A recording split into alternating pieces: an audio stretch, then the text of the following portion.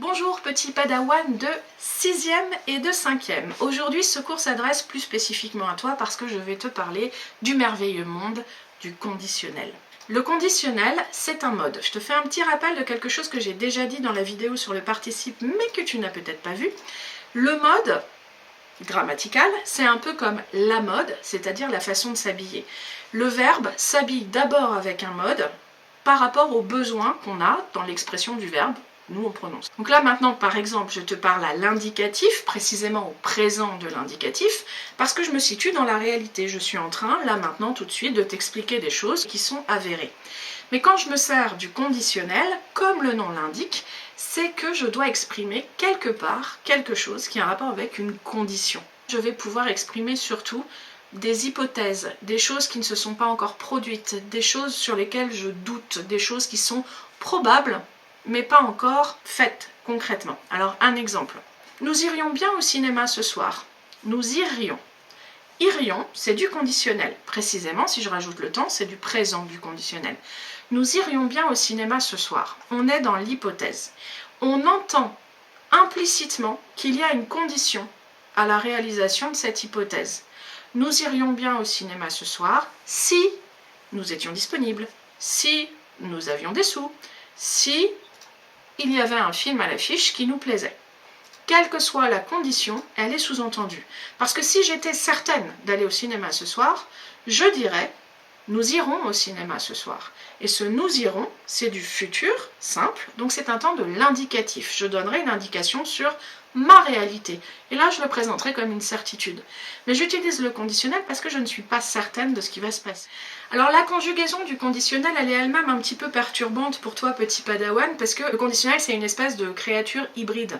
Les créatures hybrides, ce sont ces êtres imaginaires qu'on fabrique en associant au minimum deux autres créatures. Par exemple, un centaure, moitié homme, moitié cheval. Un griffon, moitié aigle, moitié cheval. Une sirène, moitié femme, moitié oiseau dans l'Antiquité, ou moitié femme, moitié poisson au Moyen-Âge.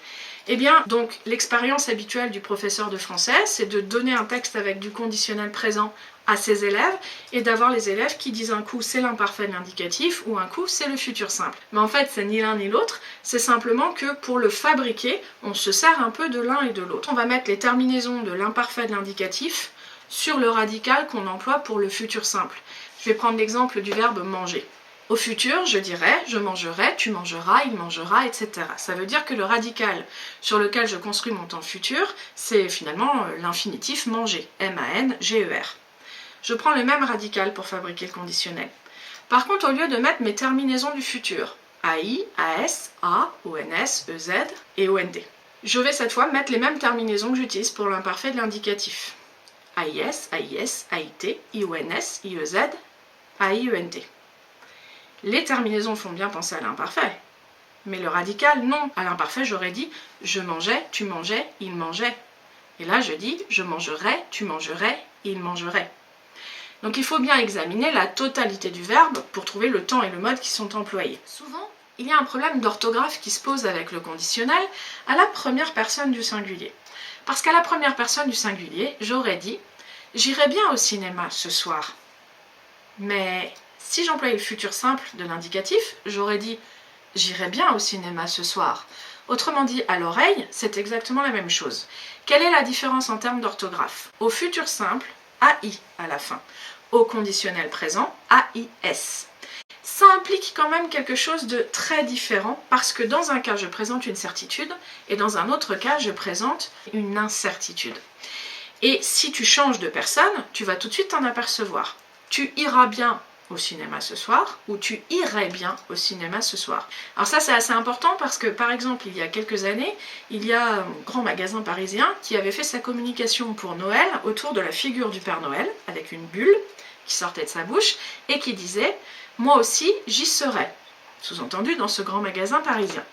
Et eux, ce qu'ils voulaient, c'était donner une certitude. Moi aussi j'y serai, moi le Père Noël, c'est sûr, j'y serai, AI. Mais ils avaient écrit AIS. Et ça donnait l'impression que le Père Noël nous disait « moi aussi j'y serais, si j'existais ».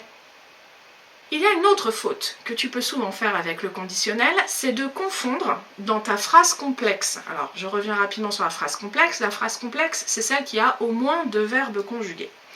Dans ta phrase complexe, où il y a une partie qui est l'hypothèse et une partie qui est la condition étant exprimée par si, c'est ça la condition, hein.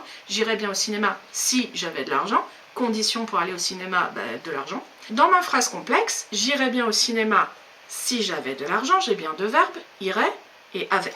Et bien souvent, petit padawan, au lieu de mettre le conditionnel dans la partie hypothèse, tu me le mets dans la partie condition. Et ça donne, j'irais bien au cinéma, si j'aurais de l'argent. Regarde mes yeux, petit padawan. Le conditionnel, et c'est là que c'est un peu piège, ne s'emploie pas pour exprimer la condition, mais s'emploie pour exprimer l'hypothèse. J'irais bien au cinéma, ça c'est du conditionnel. Si j'avais de l'argent, avait, c'est de l'imparfait, de l'indicatif. D'accord? Alors on ne fait plus cette erreur de mélanger les deux. Les si n'aiment pas les ré, rappelle-toi de ça. Tu peux imaginer la si comme le poisson si et la ré comme le poisson la ré, ou tu peux imaginer les deux notes placées dans la gamme, la note si et la note ré. Mais en tout cas, quoi qu'il en soit, quand on commence sa phrase par si, le verbe qui suit ne porte pas le son ré à la fin. Je t'ai dit tout à l'heure que le conditionnel c'était pas du futur, que le conditionnel c'était de l'hypothèse, qu'il ne servait pas à exprimer la certitude que dans le futur j'irai bien au cinéma. C'est pas tout à fait vrai. C'est vrai dans un contexte où on s'exprime globalement au temps présent. Mais à partir du moment où je me situe dans un récit dans le passé, le chevalier saisit son épée et se prépara à affronter le dragon. Le dragon ouvrit la gueule et envoya un jet de flamme sur le chevalier.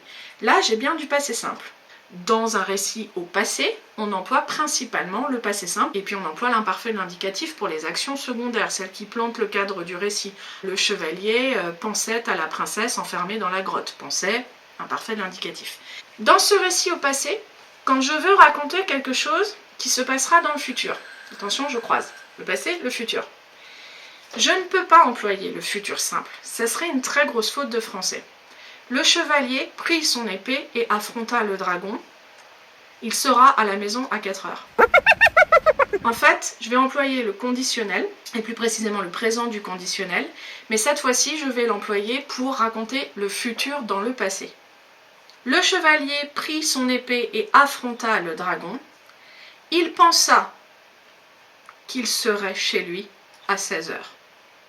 Qu'il serait chez lui à 16 heures. La projection dans le futur de mon chevalier, pour lui c'est le futur, mais pour moi qui lis le récit, ça fait longtemps que le chevalier est mort, donc ça fait longtemps que son retour à la maison, c'est quand même passé. Tu vois ce que je veux dire? C'est un peu compliqué, hein. Il faut bien comprendre que le conditionnel, il a du coup deux emplois très différents.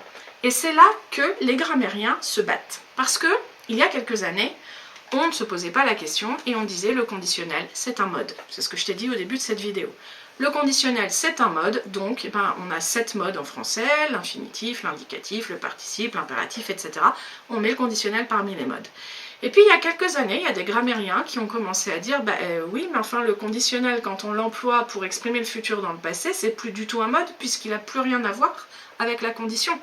Il est employé pour totalement autre chose que sa valeur première de mode, que sa raison première d'être de mode.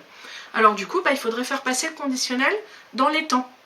Et dans certains manuels scolaires, on trouve l'indicatif avec les temps de l'indicatif et d'un seul coup, on se retrouve avec le conditionnel présent, par exemple, classé dans les temps de l'indicatif.